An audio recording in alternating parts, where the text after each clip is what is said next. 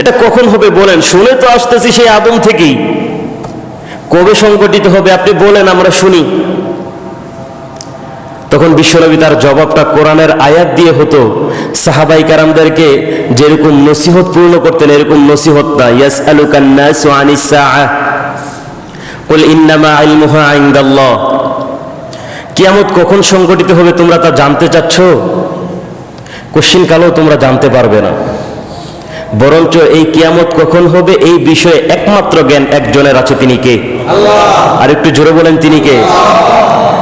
এবার জবাবটা একটু দেখেন। সাহাবাই কারামরা যখন জানতে চাইতেন তখন বিশ্বনবী সুন্দর করে কোরআনের আয়াত শোনাতেন, নসিহত পূর্ণ,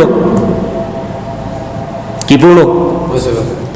কিন্তু কাফের বেঈমান অমুসলিমরা যখন জানতে চাইতো তখন বিশ্বনবী নসিহত পূর্ণ না, আল্লাহ তখন কোরআনের আয়াত নাজিল করতেন তাদেরকে অবজ্ঞা করার জন্য। সুবহানাল্লাহ। হ্যাঁ, সবার জন্য এই তথ্য নয়। কিছু কিছু মানুষ ছিল, অমুসলিম ছিল, যারা প্রকৃত পক্ষেই বিশ্বনবীর কাছ থেকে জেনে শুনে যদি আসলেই সত্য তথ্য দিতে পারে তাহলে কালিমা পড়ে মুসলমান হয়ে যাব, এরকম যদি হতো তাহলে বিশ্বনবী তাদের কাছে নসিহতপূর্ণ আয়াতগুলি পড়তেন। ওয়ান্নাজিআতি গরকা ওয়ান্নাশিতাতি নাশতা ওয়াসসাবিহাতি সাবহা। সুবহানাল্লাহ। তদানীন্তন সময়ের কাফেররা ছন্দকে খুব পছন্দ করতেন, কবিতাকে খুব পছন্দ করতেন। তো তাদের কাছে যখন বিশ্বনবী জবাবটা দিতেন, আল্লাহ যখন কোরআনের আয়াতগুলি পাঠাতেন তখন ওই আয়াতগুলিও ছন্দমতো ছিল। একটু মিলায়া দেখেন তো কত চমৎকার। ওয়ান্নাজিআতি গরকা ওয়ান্নাশিতাতি নাশতা ওয়াসসাবিহাতি সাবহা ফাসসাবিকাতি সাবকা। সুবহানাল্লাহ। এই কিয়ামত কখন হবে? সাহাবাই কারামদেরকে বিশ্বনবী দিন নির্দিষ্ট করে বলেন নাই, কিছু আলামত দিছেন। কি দিছেন? আলামত দিছেন।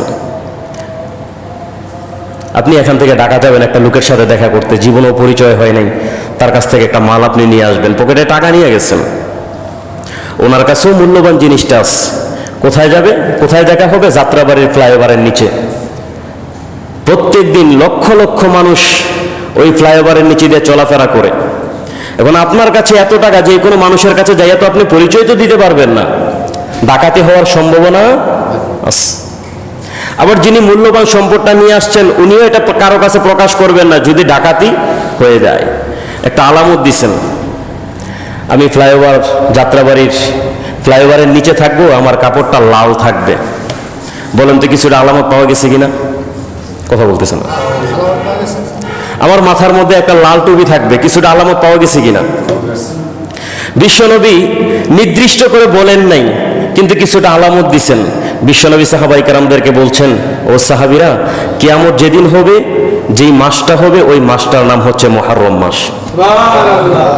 কোন কাফের বেঈমানদের কাছে বিশ্বনবী এই তথ্য দেন নাই, শুধুমাত্র সাহাবীরা যখন প্রশ্ন করছেন এই প্রশ্নের জবাবটা দিছেন। সুবহানাল্লাহ। কৌতূহলী হয়ে সাহাবাই কেরামরা জিজ্ঞাসা করলেন, ইয়া রাসূলুল্লাহ, মুহররম মাস ঠিক আছে, তারিখটা যদি একটু বলতেন। বিশ্বনবী বলছেন 10 তারিখ। সুবহানাল্লাহ বললেন। সাহাবাই কেরামরা এবার আরেকটু প্রশ্ন করলেন, ইয়া রাসূলুল্লাহ, কোন দিন হবে নির্দিষ্ট করে তো বলবেন না, যদি দিনটা বলে দিতেন। বিশ্বনবী বললেন জুমার দিন।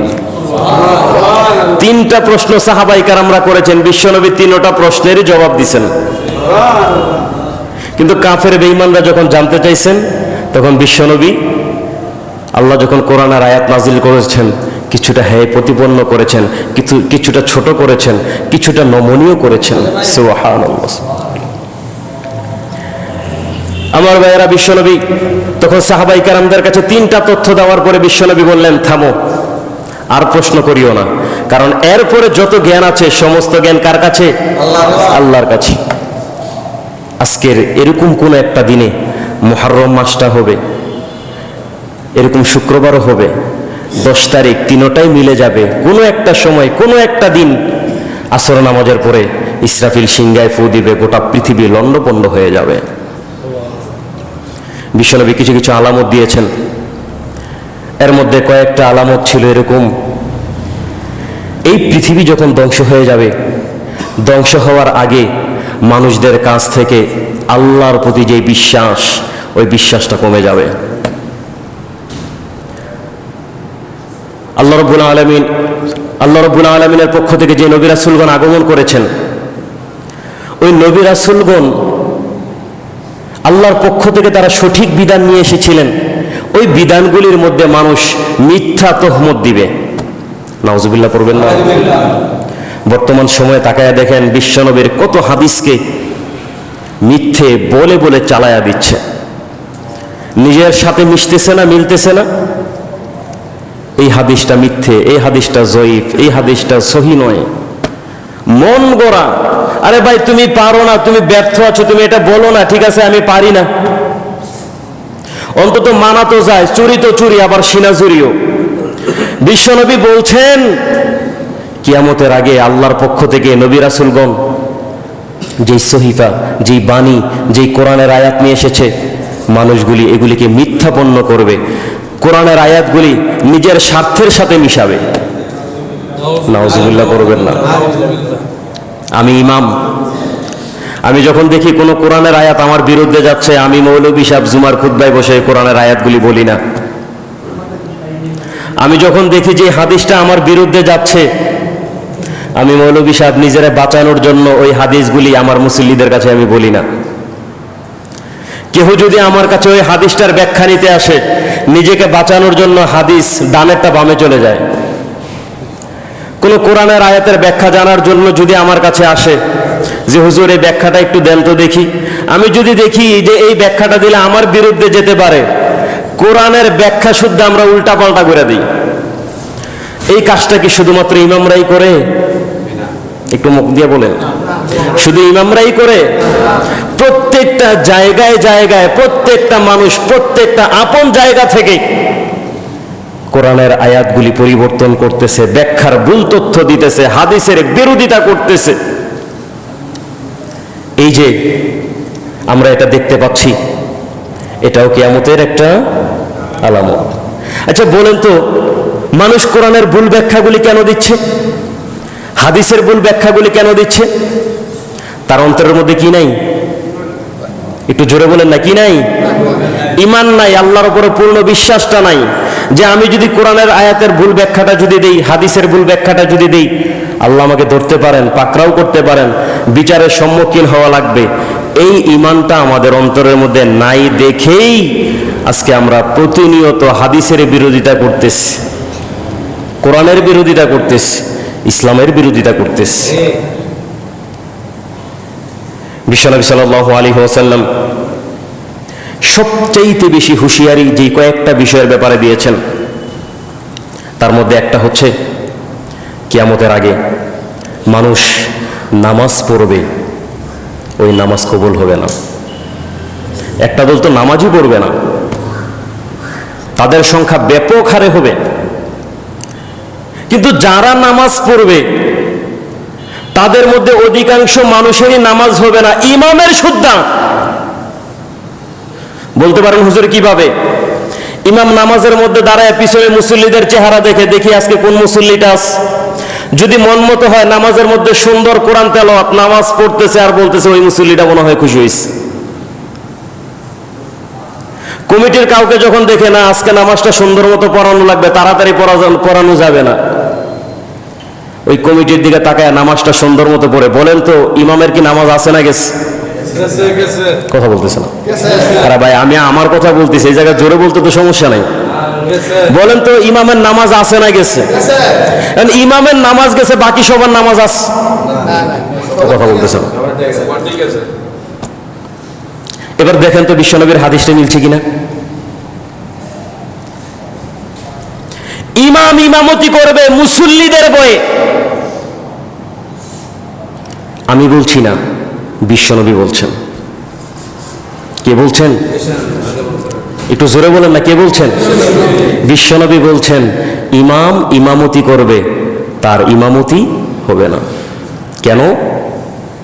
ওই নামাজের মধ্যে দাঁড়ায়া অমুক মুসল্লিকে খুশি করানোর উদ্দেশ্যে, অমুক কমিটিকে খুশি করানোর উদ্দেশ্যে মুনাজাত নিবে, মুনাজাতের মধ্যে অমুক মুসল্লিকে খুশি করাবে, শব্দ ব্যাপক হবে, মসজিদের এই ছাদের উপরে নামাজও উঠবে না, দোয়াও উঠবে না।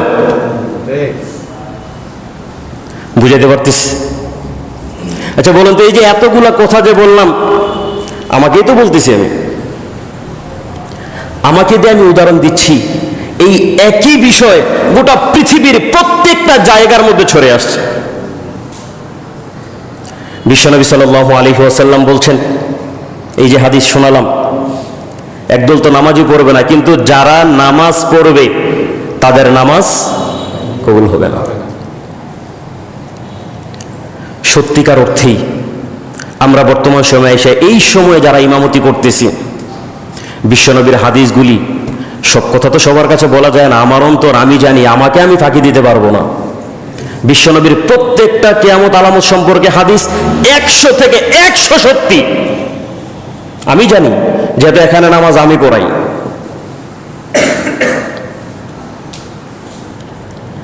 অথচ দেখেন বিশ্বনবী বলছেন, এই পৃথিবী যখন ধ্বংস হবে আসর নামাজের পরে।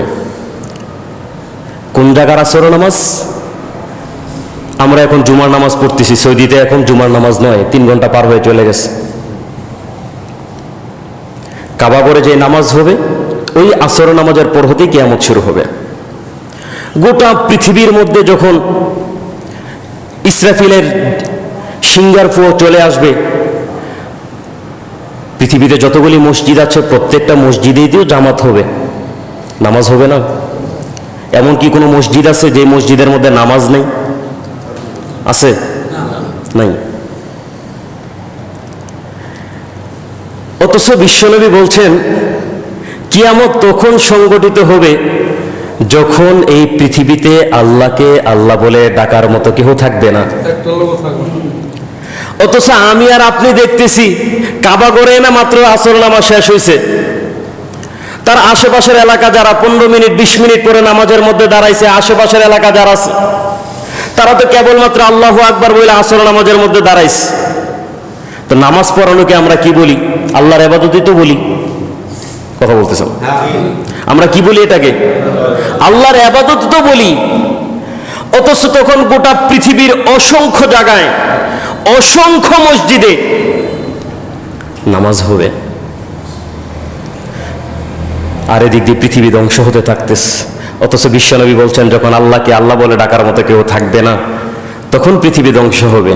তার মানে বোঝা গেল, যেই মসজিদগুলোতে নামাজ হচ্ছে ওই মসজিদের মুসল্লির কারোই নামাজ হচ্ছে না। শুধু মুসল্লি না, অন্তত একজন ইমাম, আমি নামাজ পড়াচ্ছি, আমার নামাজটাও যদি অন্তত কবুল হইতো আল্লাহর কাছে, তাও তো কিয়ামত হওয়ার কথা না। অথচ আমি নামাজের মধ্যে আল্লাহু আকবার বইলা সেজদার মধ্যে চলে গেছি, তাও সেজদার মধ্যে, অথচ পৃথিবী ধ্বংস হইতেছে আমাকে শুদ্ধা। তার মানে বিশ্বনবীর ওই হাদিস, নামাজ পড়বে নামাজ কবুল হবে না। আর আরাইতাল্লাযী ইউকাযযিবু বিদ্দীন ফাযালিকাল্লাযী ইয়াদউল ইয়াতীম ওয়া লা ইয়াহুদ্দু আলা তাআমিল মিসকিন। তারপরের আয়াতটা কি? ফাওয়াইলুল লিল মুসাল্লিন। আল্লাহ রাব্বুল আলামিন বলছেন, এমন কিছু নামাজি আছে, এমন কিছু ব্যক্তি আছে যারা মনে করে আমি নামাজ পড়তেছি, আমি নামাজ পড়াইতেছি, আমি ইমাম। অথচ আল্লাহ রাব্বুল আলামিন বলছেন, এই নামাজটাই তার ধ্বংস, তাকে ডেকে নিয়ে আসবে। কোন নামাজ? ওই যে কিয়ামতের সিংহায় ফুঁক দিছে, পৃথিবী ধ্বংস হইতেছে, আমি ইমাম মুসল্লিদের কোলে সেজদায় আছি। তার মানে এই নামাজ নামাজ না, এই নামাজটাই আমাকে ধ্বংসের দিকে নিয়ে যাচ্ছে। আমার ভাইয়েরা, আল্লাহ রাব্বুল আলামিন পবিত্র কোরআনুল কারীমের মধ্যে নামাজের ব্যাপারে এতগুলি আয়াত নাজিল করেছেন, কোন বিধান সম্পর্কে এত আয়াত নাজিল করেন নাই। শুধুমাত্র একটা বিধান, নামাজের কারণে আল্লাহ রাব্বুল আলামিন 82টা আয়াত নাজিল করেছেন। যাকাতের ব্যাপারে আল্লাহ এত আয়াত নাজিল করেন নাই। হজের ব্যাপারে আল্লাহ রাব্বুল আলামিন এতবার বলেন নাই।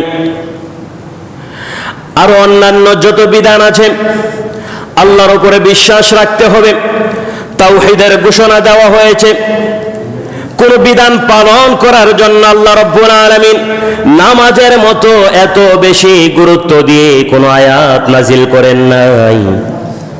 আল্লাহ রাব্বুল আলামিন পবিত্র কোরআনুল কারীমের মধ্যে বলেন, ওয়া আকিমুস সালাহ ওয়া আতুজ যাকাহ ওয়া মা তুকদ্দিমু লিআনফুসিকুম মিন খায়রিন তাজিদুহু ইনদাল্লাহ। সুবহানাল্লাহ। আল্লাহ রাব্বুল আলামিন তিনি মানব জাতির উপরে নামাজটা দিয়েছেন। এই কারণে বান্দাকে পৃথিবীর মধ্যে আশরাফুল মাখলুকাত বানায়া পাঠানোর পরে এই বান্দা তার মালিকের কতটুকু শুকরিয়া আদায় করে ওই বিষয়টা দেখার জন্য আল্লাহ রাব্বুল আলামিন তার বান্দাদেরকে উপরে নামাজ দিয়েছেন। পৃথিবীর কোনো মানুষ যদি আল্লাহর ইবাদত না করে আল্লাহর কোনো আসে যায় না। পৃথিবীর কোনো মানুষ যদি আল্লাহর তাসবিহ না জপে আল্লাহর কোনো আসে যায় না। পৃথিবীর কোনো মানুষ যদি আল্লাহর একটা বিধান কেউ যদি না মানে তাতেও আল্লাহর কোনো আসে যায় না। আমরা পৃথিবীর মানুষেরা যদি আল্লাহকে না ডাকি, আল্লাহর ইবাদত যদি না করে, আল্লাহর বিন্দু পরিমাণেও কোনো ক্ষতি হবে না। বিশ্বনবী হাদিস বর্ণনা করেন, গোটা পৃথিবীর মূল্য যদি মাছের একটা ডানা পরিমাণ মূল্য যদি আল্লাহর কাছে হতো, এই পৃথিবীর মধ্যে কোনো নাস্তিক কোনো বেঈমানকে আল্লাহ রাব্বুল আলামিন একটা শ্বাস নেওয়ার সুযোগ পর্যন্ত করে দিতেন না। বিশ্বনবী মুহাম্মদুর রাসূলুল্লাহ সাল্লাল্লাহু আলাইহি ওয়াসাল্লাম সাহাবায়ে কেরামদের কাছে তিনি বর্ণনা করে বলেন, ও সাহাবীরা, আমার কোন উম্মত নামাজের মধ্যে যখন সিজদায় চলে যায়, বিশ্বনবী তার আল্লাহ রাব্বুল আলামিন তার কুদরতি কদম আমার ওই উম্মতের কপালের নিচে দিয়ে দেয়। বিশ্বনবীর পূর্বে যত নবী রাসূল আগমন করেছেন এত মর্যাদা কোন নবীর উম্মতেরা পায় নাই। শুধুমাত্র বিশ্ব নবীর দিকে তাকায়া আল্লাহ রাব্বুল আলামিন তিনি আমাদেরকে এই মর্যাদাটা দান করেছেন। আমার ভাইয়েরা, বিশ্বনবী মুহাম্মদুর রাসূলুল্লাহ সাল্লাল্লাহু আলাইহি ওয়াসাল্লাম নামাজের ব্যাপারে বলেন, দুনিয়াতে মানুষের আগে সর্বপ্রথম কাজ হবে নামাজ। কি বলেন? আর একটু জোরে বলেন। বিশ্বনবী সাল্লাল্লাহু আলাইহি ওয়াসাল্লাম বলেন, পৃথিবীর মধ্যে ওই বান্দার সর্বপ্রথম কাজ যেমন নামাজ হবে, কাল কিয়ামতের দিন আল্লাহ রাব্বুল আলামিন বান্দাদের কাছ থেকে যখন হিসাব নেবেন, হিসাব নেওয়ার সময় সর্বপ্রথম যে হিসাবটা নেবেন ওই হিসাবটাও নামাজ। দুনিয়ার মধ্যে বান্দা যে কাজটা বেশি করতেছে, আল্লাহ রাব্বুল আলামিন হাশরের ময়দানে বান্দার কাছ থেকে ওই হিসাবটাই সর্বপ্রথম শুরু করবেন। সুবহানাল্লাহ। আমরা যারা নামাজি, যারা চেষ্টা করি আল্লাহকে অন্তত মন থেকে পাওয়ার জন্য, যদি একটা সেজদা যদি দেই, অন্তত মনের মধ্যে আশাটা রাখতে পারি আল্লাহ হাশরের ময়দানে ওই নামাজটা যদি প্রথমে হয়, দুনিয়াতে আজীবন সর্বপ্রথম যেটার প্রতি বেশি গুরুত্ব দিছি আশা করি ওটা হতে পারে, অন্তত দুনিয়ার মধ্যে আল্লাহকে খুশি করার জন্য যদি সেজদা দেই, হাশরের ময়দানে এই হিসাবটাও সহজ করে দিবেন কে? আল্লাহ। আর একটু জোরে বলেন না কে? বিশ্বনবী সাল্লাল্লাহু আলাইহি ওয়াসাল্লাম বলছেন, মিফতাহুল জান্নাতিস সালাহ, জান্নাতের চাবি হবে নামাজ। আমার ব্যাংকের অ্যাকাউন্টে অনেক টাকা আছে, কিন্তু আমি পাসওয়ার্ড জানি না, কোড নাম্বার জানি না, টাকা তোলা যাবে? অনেকের ফেসবুক আছে, গুরুত্বপূর্ণ অনেক ডকুমেন্ট আছে, অনেক গুরুত্বপূর্ণ তথ্যই ফেসবুকের মধ্যে আছে। কত মামলা এমন ঝুলে আছে আদালতের মধ্যে, ওই ফেসবুকের কোডটা যদি পাইতো মেসেঞ্জার হতে যায় ওই তথ্যটা বাহির করে নিজেকে নির্দোষ প্রমাণ করতে পারত। তথ্য নাই, পাসওয়ার্ড নাই, বছরের পর বছর ওই মামলা চলতেছে, আছে না নাই? কি নাই তার কাছে? পাসওয়ার্ড নাই, চাবি নাই, যার কারণে মামলার পর মামলা বছরের পর বছর ঝুলতেছে, আর নিজে কষ্ট করেই যাচ্ছে। বিশ্বনবী সাল্লাল্লাহু আলাইহি ওয়াসাল্লাম বলছেন, কিয়ামতের আগে যে বান্দাগুলি আল্লাহকে খুশি করার জন্য সেজদা দিবে, ওই সেজদাগুলির ওজন বেশি হবে। কি বেশি হবে? ওজন বেশি হবে। কেন? সাহাবাই কেরাম তারা নবীর যুগ পেয়েছে। কার যুগ? নবীর যুগ পেয়েছে। প্রত্যেকটা নবীর যুগ ছিল আল্লাহর পক্ষ থেকে রহমত প্রাপ্তওয়ালা ব্যক্তিরা। খৈরুল করুনি করনি থুম্মাল্লাযীনা ইয়ালুনাহুম থুম্মাল্লাযীনা ইয়ালুনাহুম। স্বর্ণের যুগ পেয়েছে, সোনার মানুষ তারা পেয়েছে। কোনো ভুল হলে নবীর দরবারে উপস্থিত হয়ে তথ্য বাহির করতে পারত। আস্তে আস্তে যেতে যেতে যেতে যেতে আমরা এমন একটা সময় আসছি, আর কিছুদিন পরে জোহর নামাজ কি 4 রাকাত পড়বো না 2 রাকাত পড়বো, এটা নিয়েও মতানৈক্য শুরু হয়ে যাবে। এরকম ফিতনার মধ্যে যে মানুষগুলি আল্লাহকে সেজদা দিবে, এরকম ফিতনার মধ্যে যে মানুষগুলি আল্লাহকে রাজি খুশি করাবে, ওই মানুষগুলির সেজদা আল্লাহর কাছে অনেক বেশি পছন্দ হবে। ওই মানুষগুলির সেজদা জমিনে যেরকম থাকবে, হাসরের ময়দানে ভিডিও আকারে তাদেরকে দেখানো হবে। আমার বান্দা কঠিন ফিতনার সময় যখন কেউ আল্লাহকে ডাকার মতো মানুষ ছিল না, আমার এই বান্দাটা আমাকে সেজদা দিয়েছে, আমাকে ডেকেছে, তোরা তাকায়া দেখ, ভিডিও দেখতে থাক, আমার এই বান্দা আমাকে সেজদা দিয়েছে। আমাদের ঘর, আমাদের পরিবার এরকম হয়ে গিয়েছে, নামাজ নাই। ঘরের মধ্যে 10টা সদস্য, 10টা সদস্যের একটা সদস্য নামাজ নাই। ঘরের কর্তা যেমন, তার স্ত্রী তেমন, তার সন্তান যেমন, তার পুতের বধূ এরকম নাইনাত করে একই অবস্থা, একটা লোকও নামাজ পড়তেছে না। একটা ঘরের মধ্যে অন্তত একজন যদি নামাজি থাকে, তা তো বলা যায় যে একজন নামাজি আছে। ঘরে 10টা সদস্য, একটা সদস্য নামাজ পড়তেছে না। বলেন তো, আমাদের সমাজে হিন্দু ভাইয়েরা বসবাস করে, তাদের ঘরটা আর যে ঘরের 10 জন সদস্য একজনও নামাজ পড়ে না, পার্থক্য কোথায়? একটা পার্থক্য আছে, আমি বলি কোথায়। মারা যাওয়ার পরে জানাজার জন্য গ্রামের মুসল্লিদেরকে নিয়ে যাবে, মুসল্লিরা নামাজ পড়তে যাবে, এটা তারা তাদের সওয়াব পাবে। আপনি আপনার জন্য কি রাখছেন? কিছু নাই।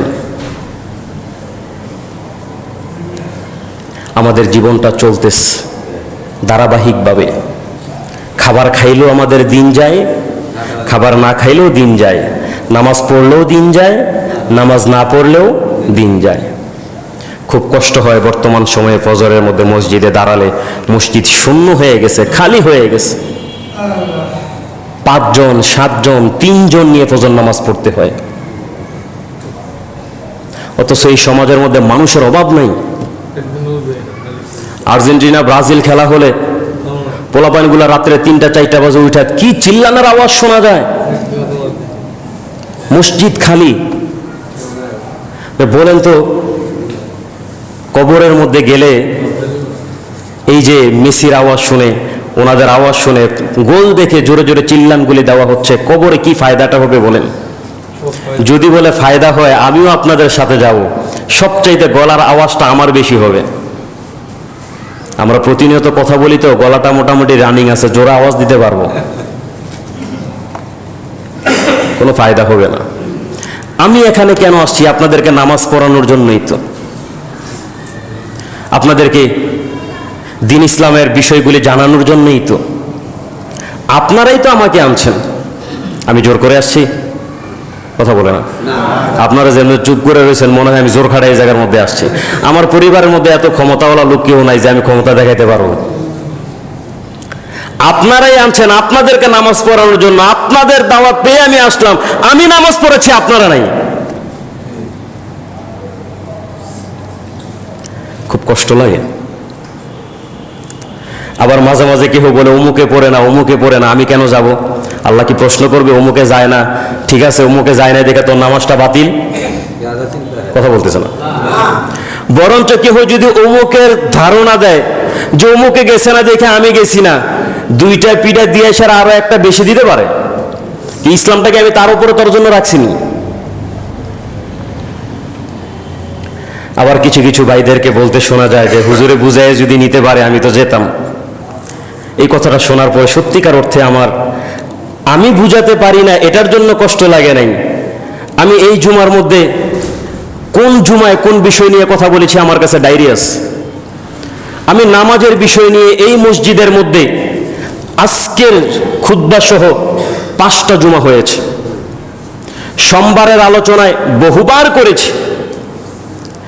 আমি ব্যক্তিগতভাবে আমার তথ্য ভুল হতে পারে, মানুষ হিসাবে আমার মেধা কম থাকতে পারে, কিন্তু নবীর হাদিসটা বর্ণনা করে নবীর হাদিসটা তো আমি ব্যাখ্যা করে আপনাদের কাছে দিয়েছি, বাংলা অনুবাদটা তো করেছি। তো তার মানে নবীর হাদিসটা, নবীর বাংলা অর্থটার মধ্যেও কি আপনাকে বোঝানোর জন্য কমতি ছিল? বাকিটা কথা বলতেছেন না। কোরআনের আয়াতের বাংলা অনুবাদগুলি আপনাদেরকে শোনাচ্ছি। আল্লাহ কি কোরআনের আয়াতগুলি এমনভাবে নাজিল করছেন যে এটার মধ্যে আপনাকে বোঝানোর জন্য কিছুটা কম হয়ে গেছে? এরকমটা কিন্তু হয় নাই। বরঞ্চ এখানে বসে, আমি এই জায়গার মধ্যে বসে আপনাদের পায়ে হাত রেখে বলেছি, মসজিদে আসেন। বিশ্বনবী সাল্লাল্লাহু আলাইহি ওয়াসাল্লাম তার চাচা যখন 49 বছরে দুনিয়া থেকে বিদায় নেয়, বিশ্বনবী তখন সামনে বসা। মন প্রাণ চেষ্টা করে যাচ্ছে, চাচা একটা বার আপনি কালিমা পড়েন, আল্লাহর কাছে যা বলার আমি বলবো। কতটুকু চেষ্টা করেছেন? আবু তালিব, শিয়াবে আবু তালিবের মধ্যে 3টা বছর বিশ্বনবী যখন কারারুদ্ধ ছিলেন, এই চাচাও ছিলেন বিনা কারণে বিনা দোষে শুধুমাত্র বিশ্বনবীকে মায়া করে। সুবহানাল্লাহ বলবেন না? কাবার মধ্যে যখন বিশ্বনবীকে আঘাত দেওয়া হয়, ওই চাচা নিজের পিঠের মধ্যে আঘাত নেয়, বাতিজাকে দিস না। সুবহানাল্লাহ। ইসলাম ধর্মের ব্যাপারে যেদিন থেকে তিনি ইসলামের দাওয়াত দেওয়া শুরু করেছেন, ওদিন থেকে তার উপরে আঘাত।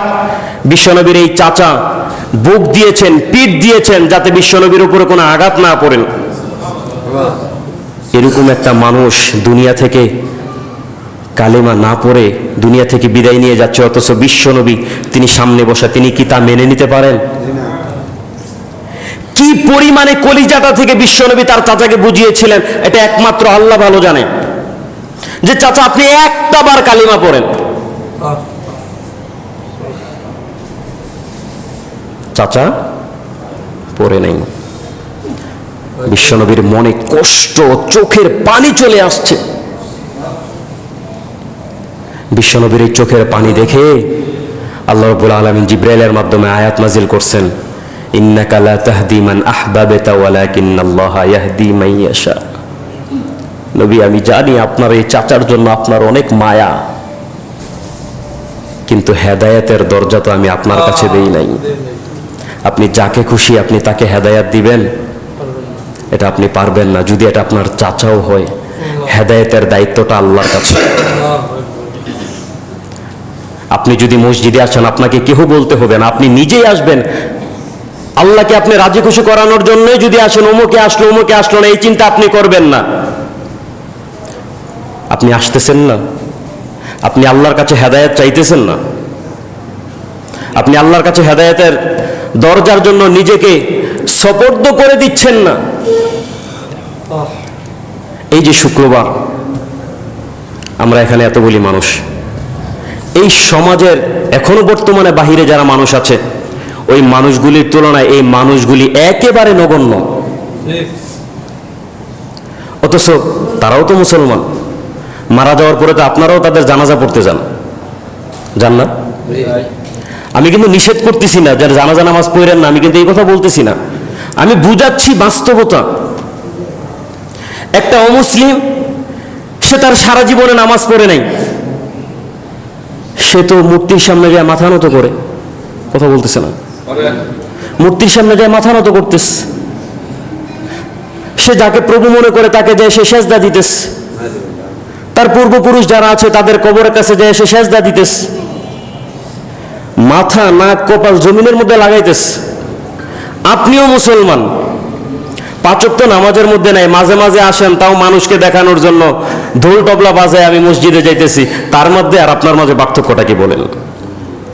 আর কিছু কিছু আছে তো তাও আসে না, একেবারেই আসে না। অনেক মানুষের চেহারা মাঝে মাঝে খুব নতুন দেখা যায়। প্রতিনিয়ত যারা আসে, এক মুসল্লি আরেক মোহাব্বত লাগে। ভাই আমার কথাগুলি আপনারা কষ্ট নিয়েন না, কোনো কষ্ট নিয়েন না। বিশ্বাস করেন আমি আমার জন্য বলতেছি না, এই জায়গার দায়িত্ব বলতে হচ্ছে। আপনাদের অবস্থা দেখে খুব কষ্ট হচ্ছে। আপনি মারা গেলেন, মনে করেন আপনি এশার নামাজ পড়েন নাই, রাত্রি ঘুমাইছেন, সকালবেলা আপনি মারা গেছেন। আপনি কবরে গেলেন, হাসরের ময়দান একটা সময় কায়েম হয়ে গেল। আল্লাহ বলল ঠিক আছে, আমি আমাকে দিয়ে বলি, আব্দুল গাফফার সারা জীবন কি করছস তা আমি হিসাব নেব না। আমি রাত্রের 3টা বাজে তোর রুহ নিয়ে গিয়েছিলাম, 3টার আগে তো এশার নামাজ ছিল, এই এশার নামাজের হিসাবটা শুধুমাত্র দে, কিচ্ছু লাগবে না, বাকি সারা জীবনের হিসাব বাদ, শুধুমাত্র এশার নামাজের হিসাবটা দিবি আর আমার জান্নাতে চলে যা। ওই যে জান্নাত দেখা যায়। আমি দিতে পারলাম না। বলেন তো আমার মতো কপাল পোড়া কি আর কেউ আছে? বাকি যারা বললেন না তারা মোটামুটি আলহামদুলিল্লাহ। সহজভাবে বলি, সরকার থেকে একটা ঘোষণা দেওয়া হলো, বাংলাদেশের মধ্যে যত মানুষ আছে তাদের মধ্য হতে একজনকে টোকেনের মাধ্যমে বিজয়ী করানো হবে। ঢাকা শহরে 10 তলা একটা বিল্ডিং দেওয়া হবে, 1 কোটি টাকা দেওয়া হবে, গাড়ি দেওয়া হবে। 20 কোটি মানুষ থেকে যাচাই বাছাই করে 100 জন মানুষকে রাখা হয়েছে। তার মধ্যে আমার নামটা আর হাফেজ সাহেবের নামটা আছে মনে করুন।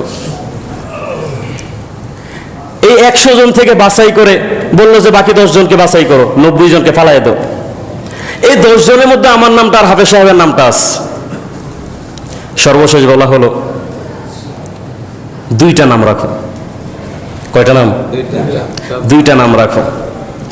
এই 2টা নামের মধ্যে আমার নামটাও উঠলো, হাফেজ সাহেবের নামটাও উঠলো। এখন শর্ত কয়জনকে দিছে? কথা বলতেছে না, একজনকে দিবে। এখন বললো যে 2 জনকে তো দেওয়া যাবে না, একজনকে দেবে, একজনের নাম বাদ দাও, আরেকজনের নাম রাখো। একজনের মধ্যে আমার নাম বাতিল করে গেছে, হাফেজ সাহেবের নাম উঠে গেছে। বলেন তো 20 কোটি মানুষের থেকে বাদ পড়া আর 2 জনের মধ্যে হতে একজন বাদ পড়া কি সমান? কথা বলতেছে না। আমার আফসোস কি আমি বুঝাতে পারবো? কথা বলতেছে না। আপনার নামটা যদি হতো আপনি বুঝাতে পারতেন। একটা হয়েছে দূরে বাতিল পড়ে গেছে, এত হিসাব এত মানুষের মধ্যে কেমনে আসবো? এতগুলা মানুষ থেকে যাচাই বাছাই হয়ে 20 কোটি মানুষের মধ্যে 2 জন আমার নামটা ছিল। এটার আফসোস যেরকম করে বুঝানো যাবে না। ঠিক গোটা জীবনের হিসাব বাদ দিয়ে আল্লাহ যখন বলছেন শুধু এশারের হিসাবটা দে, এই হিসাবটাও যে দিতে পারবে না। আমি একজন যতটুকু কষ্ট পেয়েছি, 1000 কোটি মানুষের কষ্ট এক পাল্লায় যদি রাখা হয় তার থেকেও অনেক বেশি কষ্ট সে পাবে। বিশ্বাস হয় না? বিশ্বাস হয় না? আল্লাহ হিসাব এইভাবেই নেবে। এটা কেন করবেন? এটা করবেন ওই যে 2 জন মানুষ থেকে বাদ যাওয়া আর 20 কোটি মানুষ থেকে বাদ যাওয়া এক নয়, আফসোস হতাশা তৈরি করার জন্য। এক তো হচ্ছে হিসাব দিতে দিতে জাহান্নামে যাইতেছে, এটা এক হিসাব যে সারা জীবনের হিসাব চাইছে, আমি মানুষ, আমি কি পারমুনি? ভুল তো হবেই। আমি ইমাম ফজর নামাজের পর থেকে এই পর্যন্ত 10টার উপরে ভুল করছি, সত্যিকার অর্থেই। সারা জীবনের হিসাব চাইছে, আমি মানুষ, আমি দেবো কর্তিকা। কিন্তু আল্লাহ এক উত্তরটা চাইছে। এই ব্যক্তি জাহান্নামে যাওয়ার পরেও যতটা শাস্তি পাবে তার থেকেও বেশি কষ্ট তার কলিজার মধ্যে লাগবে, একটা ওক্তের হিসাব দিতে পারি নাই।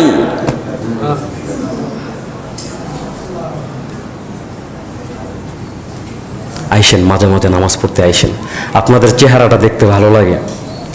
আমি নামাজটা পড়ে আমি একবার ওইদিকে তাকাই, একবার ওইদিকে তাকাই, আমার 5 ওয়াক্ত মুসল্লিরা জানে। বিশ্বাস করেন আমি চেহারা দেখি না, আমি এই মুসল্লিগুলার দিকে তাকাই, আল্লাহর কাছে দোয়া করি আল্লাহ এই মানুষটাকে যেন তার পরের ওয়াক্ত নামাজে আমি পাই। কসম, আমার মনের দোয়া এটা। আমি এটা করলে কি হবে?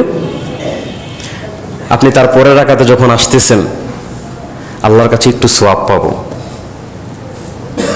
আর আমি গুনাহগারের দোয়ায় যদি আল্লাহ আপনাকে কবুল করে, পাশের মুসল্লির দোয়ায় যদি আল্লাহ আপনাকে কবুল করে, এটাই তো যথেষ্ট, ঠিক না? কথা বলতেছেন না? আমার ভাইয়েরা, আল্লাহ রাব্বুল আলামিন পবিত্র কোরআনুল কারীমের মধ্যে বলেন, ইন্না সলাতি ওয়া নুসুকি ওয়া মাহইয়ায়া ওয়া মামাতি লিল্লাহি রাব্বিল আলামিন। বলুন সুবহানাল্লাহ। আল্লাহ রাব্বুল আলামিন বলেন, ও আমার বান্দারা, তোমরা নামাজটা পড়বা, নামাজটা পড়ার মতোই পড়ো, তবে একজনকে রাজি খুশি করবা, তিনি কে? আল্লাহ রাব্বুল আলামিন অন্য সূরার মধ্যে বলেন, ফাওয়াইলুল লিল মুসাল্লিন। কিছু কিছু মুসল্লি আছে, তাদের এই নামাজের গুমরাহিতার কারণে নামাজ তাদেরকে ধ্বংস করবে। এটা এক শ্রেণীর মানুষদের ব্যাপারে বলেন, আবার আরেক শ্রেণীর মানুষদের ব্যাপারে বলেন, ও আমার বান্দা বান্দিরা, সেজদাটা যখন দিবা, এই সেজদাটা আমাকে খুশি করার জন্যই করবা। নামাজের মধ্যে যখন রুকুটা দিবা, ওই রুকুটা আমি মালিককে খুশি করানোর জন্যই রুকুটা করবা। নামাজের মধ্যে যখন কোরআন তেলাওয়াত করবা, আলহামদুলিল্লাহি রাব্বিল আলামিন আর রহমানির রহিম মালিকি ইয়াউমিদ্দিন, এরকম করে করে নামাজের মধ্যে যতগুলো আয়াত তেলাওয়াত করবা, প্রত্যেকটা আয়াত তেলাওয়াত করার পিছনে একজনকে রাজি খুশি করার উদ্দেশ্য থাকবে, তিনি কে? আল্লাহ রাব্বুল আলামিন এই সমস্ত মানুষ যাদেরকে তিনি বলেছেন তোমাদের নামাজটা আমি রবকে খুশি করানোর জন্য করবা, ওই মানুষগুলির নামাজ আমার আল্লাহ এত বেশি পছন্দ করেন, বিশ্ব নবী বলেন হাসরের ময়দানে কিছু কিছু মানুষের আমলনামা আল্লাহ রাব্বুল আলামিনের সামনে তোলা হবে। নামাজের অবস্থা দেখে আল্লাহ রাব্বুল আলামিন ফেরেশতাদেরকে বলে দিবেন, ও ফেরেশতারা, আমার এই বান্দার হিসাব নেওয়ার প্রয়োজন নাই, নামাজের মধ্যে দাঁড়ায়া আমি রবকে খুশি করানোর চেষ্টা করেছি। সুবহানাল্লাহ। আমার এই বান্দা রুকুর মধ্যে যখন গিয়েছে, আমি মালিককে খুশি করানোর চেষ্টা করেছে। আমার এই বান্দা যখন সেজদা দিয়েছে, আমি মালিককে খুশি করানোর চেষ্টা করেছে। দুনিয়ার মধ্যে 5 ওয়াক্ত নামাজের মধ্যে যখনই সেজদা দিয়েছে, আমি মালিককে খুশি করানোর চেষ্টা করেছে। আজকে হাসরের ময়দানে ও আমার ফেরেশতারা, তোমরা সাক্ষী হয়ে যাও, আমার যেই বান্দা বান্দি দুনিয়ার মধ্যে আমি রবকে খুশি করানোর চেষ্টা করেছে, আমি আল্লাহ রাব্বুল আলামিন আজকে এই হাসরের ময়দানে কোটি কোটি মানুষদের সামনে তাকে খুশি করাবো। ফেরেশতারা জানতে চাইবে, আল্লাহ, আপনার এই বান্দাকে আপনি কি করে খুশি করাবেন? আল্লাহ রাব্বুল আলামিন তখন বলেন, প্রথম হচ্ছে তাকে জান্নাত দেব, দ্বিতীয়ত হচ্ছে আমি আমার এই বান্দাকে আমার দিদার নসিব করায়া দেব। আল্লাহ রাব্বুল আলামিনের দিদার আমরা চাই কিনা? আর একটু জোরে বলেন, চাই কিনা? জান্নাতের মধ্যে আমরা যেতে চাই কিনা? যদি আমরা আল্লাহর দিদার পেতে চাই, যদি জান্নাতে যেতে চাই, তাহলে একটা কাজ করতে হবে, ওই কাজটা হচ্ছে নামাজ। কি বলেন? আর একটু জোরে বলেন, কি করতে হবে? জান্নাতে কি নামাজ ছাড়া যাওয়া যাবে নাকি? বিয়ে ছাড়া কি শ্বশুর বাড়িতে যাওয়া যায়? কথা বলে না। বিয়ে ছাড়া যেরকম শ্বশুর বাড়িতে যাওয়া যায় না, কসম করে বলতে পারি, খাতা কলমে লিখে রাখেন, আমার এই কথাটা চাইলে রেকর্ড করেও রাখতে পারেন, নামাজ ছাড়া কোনো মানুষ কশিন কালেও জান্নাতের মধ্যে যেতে পারবে না। জান্নাতে যাওয়ার জন্য সর্বপ্রথম হিসাব নিবেন নামাজের, আবার জান্নাতে ঢোকার জন্য সর্বপ্রথম যেই চাবিটা নিতে হবে, ওই চাবিটার নামও, আর একটু জোরে বলেন, বিশ্বনবী সাল্লাল্লাহু আলাইহি ওয়াসাল্লাম বলেন, আমার যে উম্মতেরা দুনিয়ার মধ্যে আমার মালিককে খুশি করাবে, হাসরের ময়দানে ওই বান্দা মালিককে খুশি করানো লাগবে না, আমার মালিক নিজে খুশি হয়ে ওই বান্দাকে খুশি করায়া দিবে। আল্লাহ রাব্বুল আলামিন পবিত্র কোরআনুল কারীমের মধ্যে বলেন, ওয়াল্লাযীনা আমানু وعملوا الصالحات سندخلهم জান্নাতিন তাজরি মিন তাহতিহাল আনহার। সুবহানাল্লাহ। আল্লাহ রাব্বুল আলামিন বলেন, আমার যে বান্দারা দুনিয়ার মধ্যে আমলে সালেহ করবে, নেক কাজ করবে, নামাজ পড়বে, আমি হাশরের ময়দানে ওই বান্দাগুলিকে আমার জান্নাতের মেহমান বানায়া নেব। আমার ভাইয়েরা, রাগ কইরেন না আমি যে কথাগুলি বলছি। আপনি মসজিদে আসেন, নামাজ পড়েন, ইবাদত করেন, দেখেন আপনি নামাজ পড়ার পরে আপনার মর্যাদা বাড়বে, মূল্য বাড়বে, আপনার কথার সম্মান মানুষ না ফেরেশতারা শুদ্ধ পর্যন্ত দিবেন। আমি এখানে ইমাম হয়ে আসছি, যোহর নামাজ পড়লাম না, আসর নামাজ যদি পড়াতে যাই আর আপনারা যদি জানেন যোহর নামাজ পড়ি নাই, মর্যাদা দিবেন?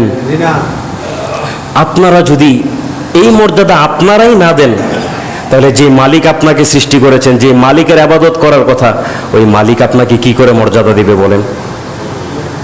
আমি আমার এই জীবনে যতটুকু সম্মান পেয়েছি, আমি ব্যক্তি হিসাবে আমার ভুলের অভাব নাই, যতটুকু সম্মান পেয়েছি, যতটুকু মর্যাদা পেয়েছি এই নামাজের কারণেই। আজকে যদি এই নামাজ না হতো, আপনাদের কাছে আমার নামের অস্তিত্ব থাকতো না। আমি এখানে কেন আসতাম? এই নামাজ যদি না হতো, আপনাদের বাড়িতে যায় যা দাওয়াত, দেশি মুরগির রান চোখেও দেখতাম না। হাদিয়া, তোহফা এগুলি তো দূরের কথা, এই নামাজের কারণেই। আপনি দেখেন এলাকার মধ্যে আপনি সবচাইতে সম্মানিত ব্যক্তি যাদেরকে মনে করেন, তাদের মধ্যে ইমাম একজন। তার কি যোগ্যতা আছে? কথা বলতে পারে, সমাজ সে পরিচালনা করতে পারে। আপনি তাকে কেন সম্মান করছেন? আপনার পরিবারের কে সে? আমি আপনার সমাজের কে বলেন? আমি এখন যদি চলে যাই আসর নামাজ থেকে, আপনাদেরকে আমি ভুলে যাব, আপনারাও আমাকে ভুলে যাবেন। আরেক মসজিদে যাব, আরেক মসজিদের মুসল্লিদের সাথে সম্মান হবে, আরেক ইমাম এখানে আসবে, সে আপনাদের সাথে সম্মান রক্ষা করবে। এই যে আপনারা সম্মানটা দিচ্ছেন, কেন দিচ্ছেন? আমি তো আপনার পরিবারের কেহ না। ভুলে যাবে একটা উদাহরণ দিলাম, এটা আবার সত্যিকার অর্থে ধরে নিয়েন না। কেন সম্মান দিচ্ছেন? আমাকে বাদ দিলাম, আমার আগের ইমাম সাহেবকে কেন সম্মান দিচ্ছেন? তার আগের ইমাম সাহেবকে কেন সম্মান দিচ্ছেন? সে আপনার পরিবারের কে, আপনার আত্মীয় কে, আপনার সমাজের কে? কেহই তো না। রাস্তাঘাটে তো কত মানুষের সাথে আপনার সাক্ষাৎ হয়, দেখা হয়, কই কাউকে তো আপনি সম্মান করেন নাই। পকেটের 500 টাকা তো আপনি কোনোদিন কাউকে দেন নাই। একজন ইমাম আপনার পরিবারের কেহ না, আপনার সমাজবাসীও কেহ না, আপনি তাকে কেন দিচ্ছেন? সম্মানটা আপনি কেন করছেন? মনের কষ্টের কথা আপনি কারোকে বিশ্বাস করতে পারতেছেন না, কারো কাছে বলতেছেন না, ইমামের কাছে এসে বলতেছেন। কেন বলেন? কেন? নামাজের কারণে। কেন বলেন? শুধুমাত্র একটা কারণে। আমার এই দুইটা হাত আপনাদের পায়ে রাখলাম, আমি মসজিদে আসেন, খুব কষ্ট হয়, সত্যি খুব কষ্ট হয়। আমি যখন দেখি আমি ইমাম, আমি নামাজ পড়াচ্ছি, আমার পিছনে আমার মুসল্লি নাই, চোখের পানি ধরে রাখতে পারি না।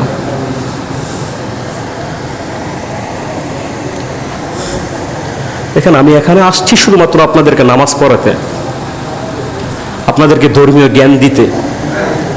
সুর দিয়ে আপনাদেরকে আমি কথা শোনাতে আসি নাই, আমার সুর নাই, আমি কথা গুছাই আপনাদেরকে বলতে পারি না, আমার কোনো যোগ্যতা নাই, আমার চেহারাও সুন্দর না। আপনারা এই কথা আমাকে বলেন নাই, আমি আমার নিজেকে বলতেছি। আসেন, মসজিদে আসেন, আপনি নামাজ পড়েন। আমার যতটা উপকার হবে, আমার থেকে বেশি আপনার অনেক বেশি উপকার হবে। আপনার কবরে আমি কোনোদিন যাব না, তো আপনার কবরের হিসাবটা তো আমি কোনোদিন দেব না। আপনার হিসাবটা আপনি দিবেন, আমার কবরে আমি যাব। আল্লাহ রাব্বুল আলামিন এই সমাজের প্রত্যেকটা মানুষকে নামাজি বানায়া দেখ। আর একটু জোরে পড়েন আমিন। যে ঘরে 10 জন সদস্যের একজন নামাজ পড়েন, অন্তত আল্লাহ যেন ওই ঘরে 2টা লোককে নামাজি বানায়া দেয়। যে মানুষটা বছরও নামাজ পড়ে না ওই মানুষটা যেন অন্তত জুমার নামাজটা পড়ে, যে মানুষটা 5 ওয়াক্ত নামাজ পড়ে না ওই মানুষটা যেন অন্তত 1 ওয়াক্ত নামাজ পড়ে, অন্তত 1 ওয়াক্ত আপনি আসেন। যে মানুষটা নামাজ পড়ে না তাকে 5 ওয়াক্তের কথা বললে তো সে কখনো পড়বে না। আপনি 1 ওয়াক্ত পড়তে আসেন, তারপরের দিন আপনি 2 ওয়াক্ত পড়েন। আপনি যদি বলেন যে হুজুর আমি একসাথে 5 ওয়াক্ত পারবো না, আপনি আস্তে আস্তে করেন। আল্লাহ রাব্বুল আলামিন আমাদের সবাইকে নামাজি হওয়ার তৌফিক দান করুন। আমার কথাগুলি কেউ কষ্ট পাইছেন? মাফ করে দিন যদি কষ্ট পান। আসলে আমি আজকে আমার কলিজার কথাগুলি বলছি, খুব কষ্টের কথাগুলি বলছি। আল্লাহ রাব্বুল আলামিন আমাদের সবাইকে কবুল করেন, সকলে বলেন আমিন।